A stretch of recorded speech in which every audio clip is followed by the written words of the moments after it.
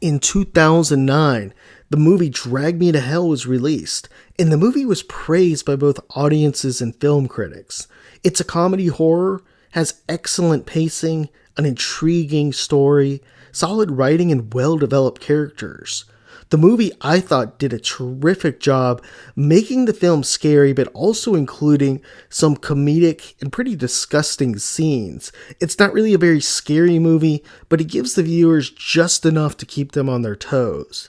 The movie centers around a young, ambitious loan officer named Christine Brown working at a bank.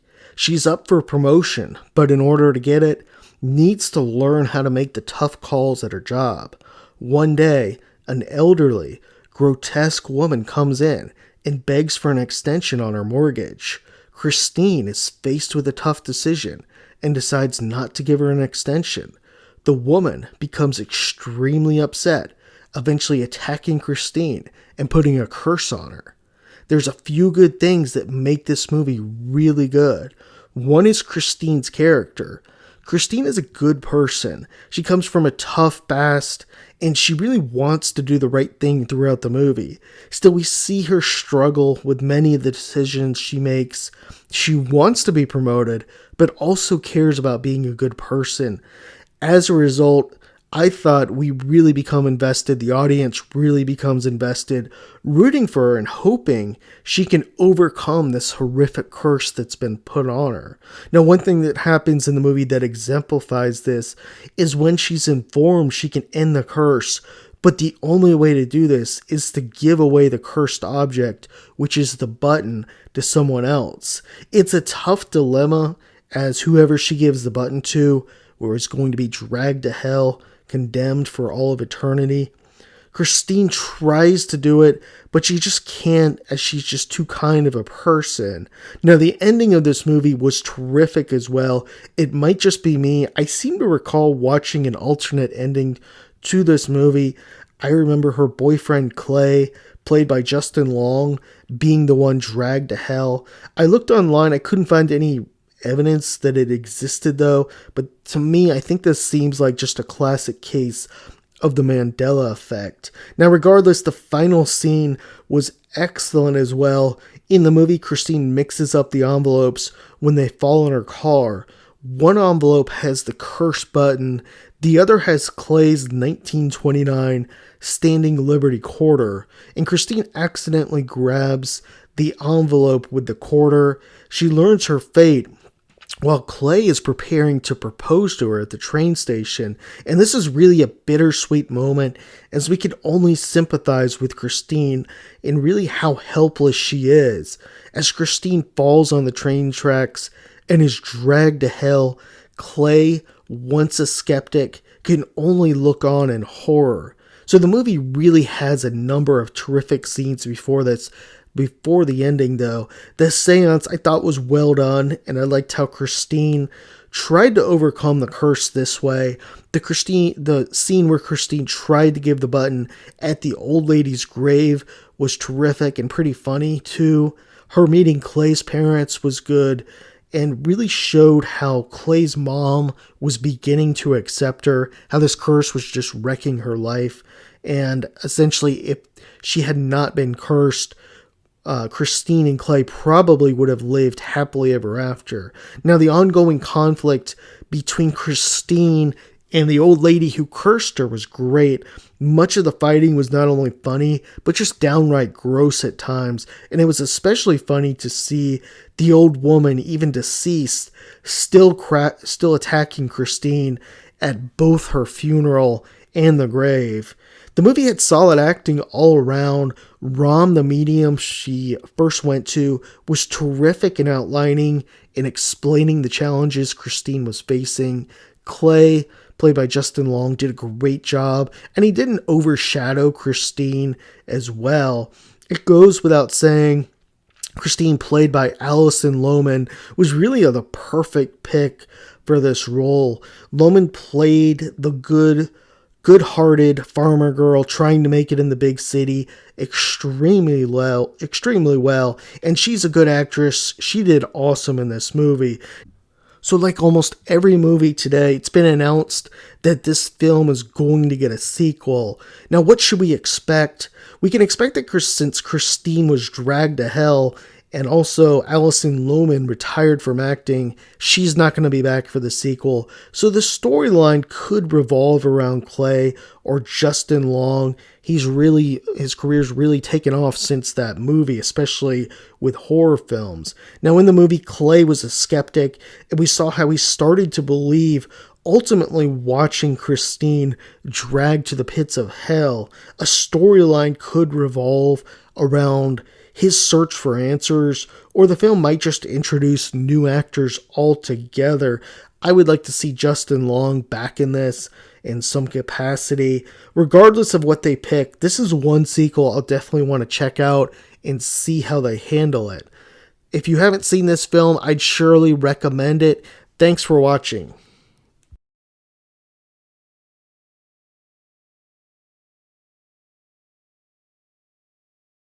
If you haven't seen the 2015 movie Hell House and you're a horror fan, then you're definitely missing out. Hell House is a found footage film that's both mysterious and pretty terrifying. The movie doesn't have a big twist or a big reveal really, but rather relies upon a steady stream of frightening scares that keeps the audience scared and on their toes. In my opinion, this movie really represents an almost perfect Halloween movie for the modern horror fan. In the film, which is presented as a found footage documentary, the first 20 minutes we're introduced to a variety of characters discussing these events of October 8th at a local haunted house known as Hell House. Chaos ensued with some sort of malfunction occurring on opening night. 15 people were killed, but no one really knows what happened, and there's some odd reports of strange activity. In the movie, a producer is putting together a documentary, and soon we see one of the 5 members of the group that put on the show, that put on the house, Sarah, show up and start to tell the story of the group's experience in the house. It's a bit odd because Sarah has been missing ever since those nights. Sarah's got a bag of tapes as the group documented everything around setting up the haunted house. The producer's thrilled, and Sarah begins retelling the story based on Sarah's tapes. From the tapes, we soon see a group of 5 traveling toward their next project. They're a small company that runs haunted houses, and they just purchased this small hotel in Abaddon, which is located just outside New York City. The group arrives and begins fixing up the house, not really knowing the history of it or why it got shut down. Soon, strange activity begins happening in the old hotel. It keeps escalating with several pretty scary scenes. All this leads to the opening night of the haunted house. As the guests come in, based on the introduction, we know that something terrible happens, but we don't know the how or the why. And the ending of the movie really ties everything together nicely. In general, there's several scenes in this movie that I thought were excellent and make this such a great Halloween movie. The first was the scene where Paul spots one of the dummy clowns moving around. The clown is just downright creepy, and Paul just thinks it's one of the group playing a prank. He walks back to the room, and to his horror, he sees Tony and Mac. Who was this clown? How was it up? As he rushes back to the clown, it's gone and sitting in the basement. Soon we see Paul showing the video to everyone, but no one really seems to be that concerned. Activity would only pick up from here, especially at night when they were sleeping. Now, a second scene that I thought was terrific was when Tony and Mac went into the basement. Tony spots all 3 clown heads turned, looking to the side, even though earlier in the film it was established that the heads couldn't move. Now, since Mac is turned around, he doesn't see it, and Tony is absolutely freaked out. Another scene I thought that was creepy was when the piano was playing in the middle of the night. On the piano bench, a clown sits, and we see Mac trying to convince himself that Paul was somehow pranking them. The scene is definitely well done, as the house at this point is just toying with them. Throughout the movie, we see a number of scenes where strange characters or dark shadows are in the background. Since it's a haunted house, it can sometimes be difficult to tell, but there's definitely some creepy background figures. If you watch the movie multiple times, you'll notice more of these figures. I know the second and third time I watched the movie, I watched more, picked up on more things. Now, one great example is the bartender that appears, but it's not Tony who's supposed to be manning the bar. One other thing that I have to commend in this movie was the journalist interviews that popped up during the movie. It helped create suspense and mystery while also helping to fill in the gaps. For example, the journalists are able to discuss the police investigation or the lack thereof and how the police are essentially holding back and not really telling what happened that night. Now, one positive thing I need to point out too was that we get the right amount of history, I think, of the Abaddon Hotel. It's a smart move by the directors to give some info on the hotel and the history, but really not to go too deep. And this really forced the viewer to fill in the gap and create more of a sense of dread. In the sequel, it dives into the history of the hotel a bit more. The second and third one really dive in more, especially around the owner, Sully. But the original, it was better that they didn't go too deep. If I had to pick a negative in the film, it would probably be around the group's ignorance of all the paranormal activity. Still, this tends to happen in lots of horror movies. Otherwise, you really couldn't have a horror movie. So when they first arrive, there's pentagrams all around the basement, but no one seems the least bit concerned. They don't even really seem to mention it. Then after some downright terrifying encounters, the group still presses on with the haunted home. In the movie, they present the fact Alex is in financial trouble and they really can't afford to walk away. That's why Tony, after his experience, he sticks around. Mac tells him about the financial problems. Still, though, I think after some of the stuff that happened, especially since it was documented and videotaped, most of the crew would have left. I know in the third movie that when some people got freaked out, one of the girls left, one of the woman actresses, and then another woman actress who got freaked out. Russ had to double her pay.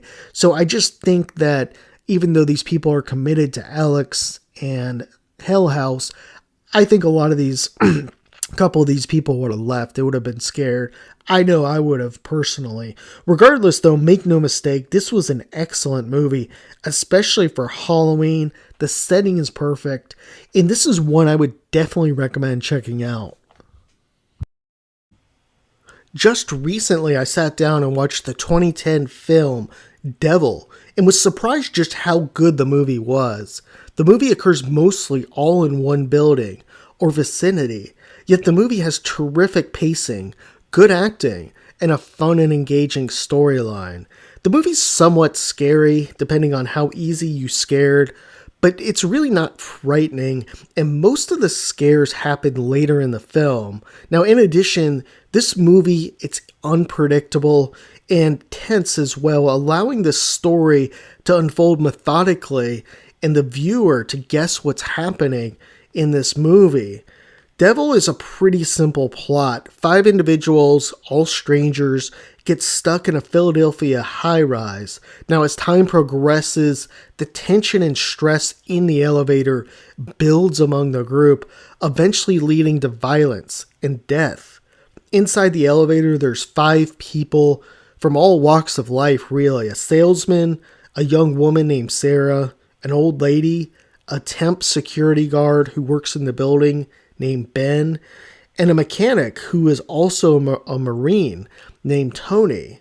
Now, when the people first get stuck, the situation doesn't seem too serious. They're able to contact building security, maintenance begins working on the problem, and building security can see the people, although they can't hear what they're saying. While I'm generally not a big fan of movies that occur in mostly one setting, Devil is surely an exception to this. For example, the 2002 movie Phone Booth, starring Colin Farrell, I never liked, as it was pretty much centered around, well, just a phone booth the entire movie. Coming back to Devil, the movie soon shifts from being this seemingly small event to being something much more serious. Now, in the film, in the elevator, the lights begin to flicker on and off, and on one of these occasions, one of the security guards watching the elevator, named Ramirez, sees something pop up on the monitor. Now, it looks like a face, and Ramirez, being extremely religious, believe it actually is. He believes it's the devil. Ramirez, he was educated from a young age around how the devil can take human form and wreak havoc. Now, the other security guard, he doesn't see it. He makes the analogy of seeing a Jesus face in a pancake. But this is really the first mention in the film that something supernatural might be at play. If you were coming into this movie and you knew nothing about it, you would probably think that this was some sort of, crime thriller or some sort of revenge movie happening until this scene. Now, as time goes on, the seriousness of the situation in the elevator becomes more evident. It's no easy fix for the maintenance person, and the tension begins to heat up even more. Once again, the power becomes sporadic, and the lights begin going on and off at random. And one individual, the young woman Sarah, she's assaulted when the lights are out, and soon the security guards are forced to call Detective Bowden. Now, Bowden is already in the area investigating a suicide. A man jumped from the building. Bowden arrives and tries to calm the group down and discover really who everyone is, since an assault happened and essentially it's a crime scene now in the elevator. Now, once more, the lights begin flickering on and off, and things would get much worse. The salesman now is murdered, and it's now really a serious crime scene, and the situation is getting out of control. There's general fear in the elevator, and at this point, it's really unclear who the assailant is, because just prior to that, we thought it was the salesman. Now, meanwhile, in the building, the police and security guards are just trying to find out who everybody is in the elevator, and also trying to figure out how to get them out. So earlier in the movie, we saw Ramirez, the security guard, narrate around the devil taking human form. And that's really the big theme here, the big question: who is the individual that is the devil in this movie? Is this person, or the devil, inside the elevator, or actually maybe even outside the elevator? It's really not clear. The next scene we see, the old lady inside the elevator, the lights flicker out, and the old lady is killed and hanged. Well, the first murder happened, it could have been self-defense, but this is clearly someone now with malevolent intent. Something is going on inside that elevator. Around this time, Ramirez tells the detective his theory that this is actually the devil's meeting, and essentially they're not going to be able to stop it, as the devil had came to collect all the souls of the individuals in the elevator. Now, Detective Bowden brushes it off and doesn't believe it. He tells him about his family being killed in a hit and run, and there's reason to suspect at this point the devil here might actually be Bowden somehow. But again, the question is still up in the air. The police are soon able to track down the sign-in list and get some basic info on everyone. And at this point, multiple parties are trying to get in the elevator, including the fire department. But once again, the lights begin flickering, and Ben, the security guard, is murdered. At this point, the police suspect Tony of being the culprit, as the old woman was hanged, and also he never signed in, and also brought tools in which he hid in the bathroom, which seems to suggest that he actually was playing with the elevator and manipulated it. It's not clear at this point why he's doing it, but it seems like the most obvious solution for Detective Bowden and the police. Now, the cops explore a couple other options, such as Tony being hired by the young woman's husband to kill her. The young woman was planning on divorcing and stealing his money. Soon, though, the mechanic's wife arrives and informs the detectives he actually had a job interview today and was concerned about bringing his tools, so that's why he hid them. Based on what his wife says, it doesn't make sense for Tony to be the devil. They realize Tony actually did sign in, and the only person who didn't was the old lady, who actually used a fake name. Now there's just the young woman and the Marine, or Tony, and both believe the other is the murderer at this point. The fire department, they're getting close to getting in, but not quite there. Then we get the big reveal. The lights flicker off, and when they come back on, we see Sarah was killed. Tony is trying to save her, but the whole scene just doesn't make any sense. Then, in the background, the old lady rises up. Her eyes are jet black, and it's clear at this point she's the devil and has orchestrated the whole event. Everyone in the elevator had a checkered past, and she had came to collect their souls. Tony asked her to take his soul rather than Sarah's, but the devil says it just doesn't work that way. She mentions the mechanic's terrible sin and says he'll never confess it, but Tony, who grabs the deceased maintenance worker's walkie-talkie from above, confesses his sin. He had a hit and run several years ago and killed Detective Bowden's family. The devil says, "Damn," as she cannot collect his soul, and she disappears.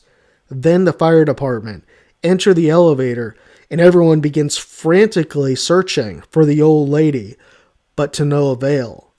In the final scene, we see that Detective Bowden forgives Tony as he realizes his sorrow around the event. The movie Devil is a terrific film and one that's definitely worth checking out. The acting's great and the storyline too. It's not the type of movie that's going to make you have problems sleeping, but a movie that is unpredictable and tense. I will say when the old lady or devil rises up, I thought that scene was pretty scary, and this is coming from someone that watches quite a number of horror movies. It's not the scariest thing, but it's a little bit. The actress did a terrific job here.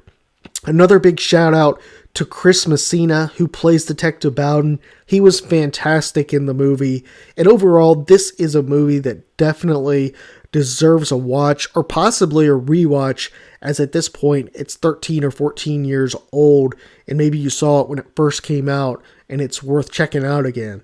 Thanks for watching. Appreciate it.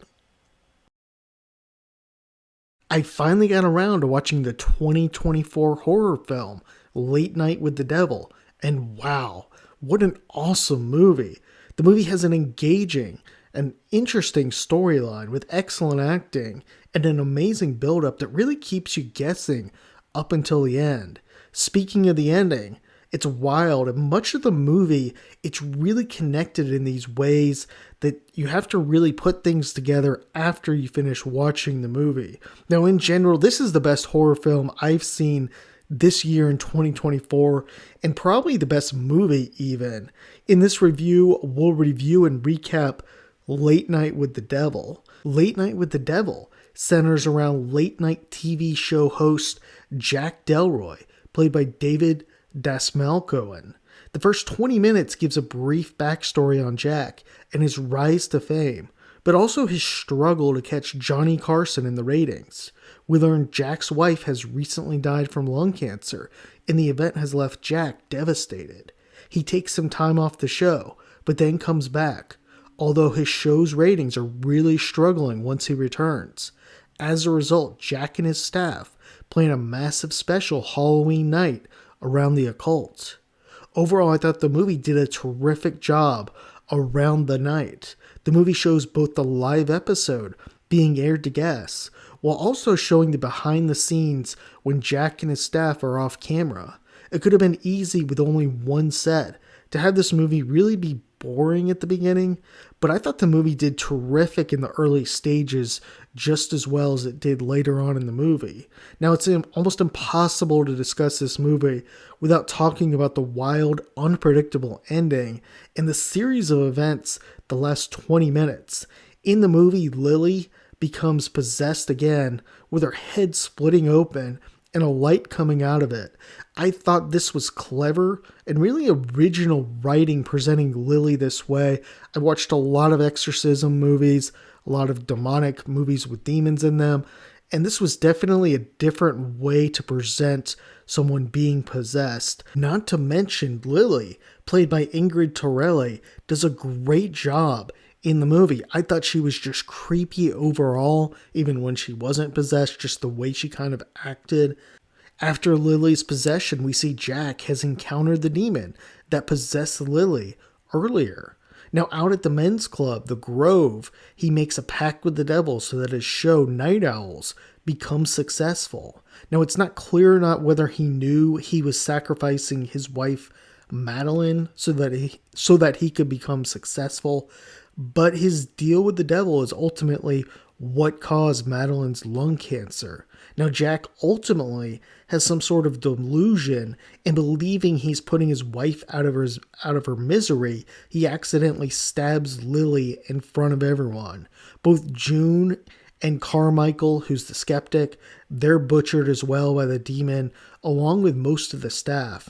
Now, the movie has some different theories and interpretations as to the ending, and even the directors, they don't come out and say exactly what happened. So I have one just regarding the ending. I think most of it is pretty clear, but one thing I just want to point out is that if you remember earlier in the movie, June was giving the background on the demonic cult that all died in the fire, and it was said that anyone who witnessed the event became demonically possessed. Now, the event, of course, was revolved around human sacrifice. And when Jack kills Lily at the end, I think that this was done so that the audience and viewers witnessed this ritual and thus ultimately became possessed. Now, the demon, and I can't remember its name, but it chose to have Lily on that show, and then also chose Jack as well to have them kind of meet, and that's why Lily was able to survive that fire. Now, one other great thing in the movie I thought too was the build up to the big finale. The first guest is a psychic, and although his section of the movie really wasn't scary, I still thought it was intriguing and it kept the viewer engaged, with the entire movie focused on this one night, this one event. It could have been really easy for the writers to bore the audience early on. And this doesn't happen, though, in this movie. It's presented in an interesting manner with good dialogue and excellent interactions between the characters. Now, the second guest on the show was Carmichael Hunt. He was the skeptic on the paranormal, and I thought this was a good call by the writers bringing him on, and especially one as talented as Carmichael Hunt. Hunt is extremely talented, and he spends most of the movie casting doubt on a lot of the strange activity happening. Of course, the third guest are Lily and June, which we know are going to be essentially the main event in this movie. Now, in my opinion, one of the most underrated things surrounding it as well was when Carmichael Hunt hypnotized the audience. This was brilliant to include it in this scene. It really added a lot of suspense. Many writers probably would have just focused on June and Lily once Jack brought them on. However, this scene is really great. It's tense. It also allows for a nice transition into that big finale. This is, of course, when Jack sees his wife behind him when they played back the tape. Also, I have to admit, when those worms began coming out of Jack's sidekick, I can't remember his name, the guy was getting hypnotized by Carmichael Hunt, and Hunt started acting scared. I actually thought this wasn't part of the hypnotism, and Lily was possessing him somehow, and this was actually happening. But of course it was not when they replayed the tape. Now, as mentioned, I thought this movie had it all. It was unique, mysterious, had terrific acting, great pacing, was never slow, was never dull. In addition, I also think that this movie can be watched multiple times and really should be watched multiple times because you'll be able to connect things more together. There's all these nuggets and hints around the movie you have to really think about to tie the events together from the movie. This is not the type of movie you finish and you just go about your day. It's one you're going to be thinking about trying to make those connections since the ending is essentially open for interpretation. In sum, I think this is the best horror film of 2024 so far, at least that I've seen, and probably the best movie overall. In 2015, a horror movie named The Vatican Tapes was released. Almost immediately, the movie was pummeled by both movie critics and audiences. The film was critiqued for several reasons, most notably the name. The Vatican Tapes sounds like a found footage film, yet it clearly isn't. In addition, the exorcism subgenre tends to be a tough place to make a great film, as so much of the exorcism ritual was covered in the classic 1973 film, The Exorcist.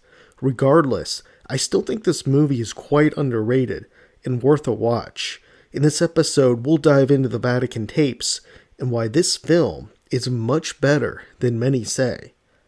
The film begins with two Vatican religious leaders, Cardinal Brune and Father Amani, watching a videotape of a young woman named Angela Holmes, seemingly possessed and yelling during a therapy session. The two head the exorcism division at the Vatican in Rome and are concerned over the rise in exorcisms around the globe. The Holmes case is particularly troubling, as the tape shows some sort of evil entity transcend from Angela's body. The movie then rewinds to 2 months earlier, and we see Angela typing on her computer. This scene seems to be open to interpretation as far as what it means. In the scene, Angela is typing about the difference between the Antichrist and Satan. She writes that most people confuse the relationship and think the Antichrist is Satan. However, the Antichrist is really the warm-up act for Satan. I'm no expert on demonology, but I think this is misleading the audience here. I think what the movie is trying to convey is that the Antichrist is Satan in the flesh. Still, it's not 100% obvious, and I think the film should have explained this a little bit better. As we'll soon see in the movie, Angela becomes possessed, and her blog post raises the question whether Angela had some sort of interest in Satanism or whether she was just picked randomly. The opening credits seem to imply that the devil just picks people randomly, but this scene is still open to debate. Coming back to the film, Angela then receives a phone call from her dad, who says he won't be able to make her surprise birthday party. She comes downstairs, and soon Pete, her boyfriend, says he has to show her something in the garage. He lifts up the garage, and she is greeted by a shout of surprise. Toward the back of the crowd, she sees her dad holding the cake, and she hugs him. As Angela goes to cut the cake, she slices her finger deeply and has to cut her party short in order to go to the hospital. As the group walks in, they are greeted by Father Lozano, played by Michael Pena. Angela gets her hand stitched up, and her father, and Pete head home. At home, Pete begins cooking dinner, and Angela starts acting extremely weird. She's drinking tons of water and saying odd things to Pete. It appears the possession is getting a bit stronger and starting to affect her. She eventually collapses onto the couch, and Pete initially believes she is drunk. He tries waking her, but can't, and yells for Angela's father, named Roger. Roger storms in, and after a few seconds, he gets Angela to wake up. They return to the hospital, and more tests are ran. She seems to be fine, though, and is discharged. As Angela climbs in the taxi, she looks in the passenger seat window, and her face darkens. This is the first visual sign something has taken a hold of her. The film doesn't really explain why she becomes possessed. This isn't a big flaw, though, as these possessions appear to be random in exorcist movies. On the ride back home, all seems to be going well. Angela is acting normal and even ends a disagreement between Pete and Roger. Then we see Angela's face transform from the kind soul she is into something else. She suddenly grabs the steering wheel and begins heading off the road in a suicidal attempt to crash the car. Everyone is trying to stop her, but she manages to wreck it. She's badly hurt and falls into a coma. Everyone else is okay with only minor injuries. Such a dangerous act like that would normally lead to imprisonment. However, since the cab driver can't remember anything about the event, the police can't press charges against Angela. It might not even matter though, as Angela is in a coma. During this time, Roger, a devout Catholic, prays and hopes she will wake out of it. Pete is not religious but remains by her side as well. I think the movie should have had Pete abandon her at this point. Pete doesn't really add much the rest of the film, as we will see, and it would have been great to see Angela track down and kill her heartless ex-boyfriend. Coming back to the film, Father Lozano then approaches Roger and asks him about pulling the plug. Angela has had no brain activity during a 40-day period, and her situation seems hopeless. Roger's devastated, but believing in life after death, agrees to it. As Angela is taken off life support, she suddenly breathes. The doctor and Father Lozano assure Roger that this is just the body shutting down. Then Angela's hand moves, and there's more activity. Angela is still alive. The doctor is shocked, and they move to stabilize her. Everyone is ecstatic and overjoyed she is alive. That won't last though. That night, Angela wakes up in the hospital. She goes in the nursery and creepily begins looking at the newborn babies. Eventually, she attacks and tries to kill one. She's chased and apprehended by hospital security. The police arrive, and one of the officers goes to interview Angela. He asks her why she tried to hurt the baby. Angela points toward the window in her room, and the officer walks towards it. Soon, a raven flies and lands on the windowsill. The officer begins staring at it, and his demeanor completely changes. He walks out of Angela's room and into a supply closet, grabbing 2 light bulbs. His partner is confused, and then suddenly, the officer comes out and slams both light bulbs into his eye sockets, killing himself. An evil Angela looks on, and Father Lozano knows something is going on. The hospital is unsure what to do, so Father Lozano convinces them to send her to a psychiatric hospital for an evaluation. At this point, whatever is possessing her has firm control, and there's little left of the kind soul Angela. In the psychiatric hospital, Angela has an initial assessment done and angrily expresses her desire to go home during a therapy session.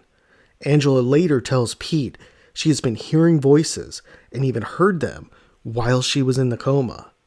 Angela returns for a second session with Dr. Richards. Dr. Richards tells Angela to trust her. Angela begins to toy with the doctor, though. She brings up dirty details on Dr. Richards' life, and a stunned, frightened Dr. Richards is completely speechless. The next scene shows Angela speaking Aramaic through a concrete wall.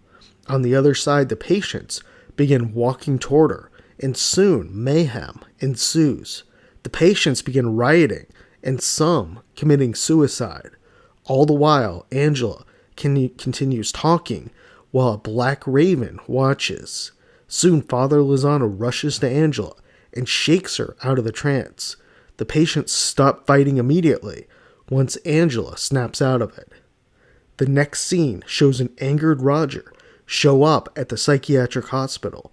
Angela is being discharged, yet the staff refuses to say she is better.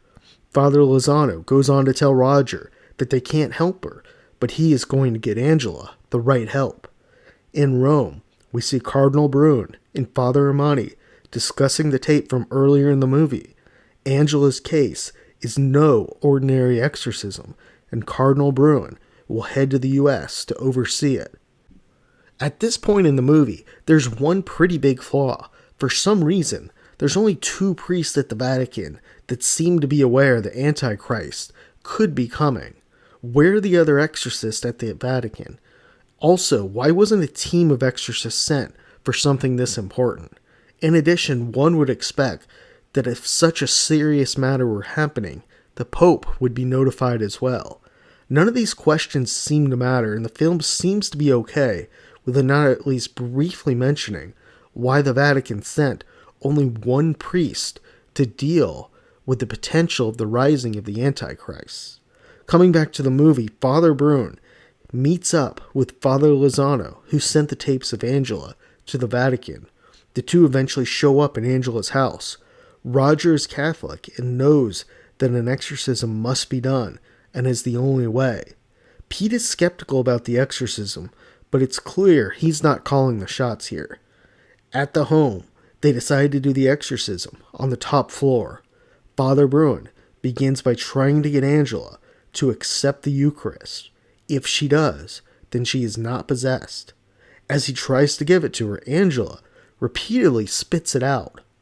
Angela then coughs up 3 eggs from her mouth, which symbolize the Holy Trinity.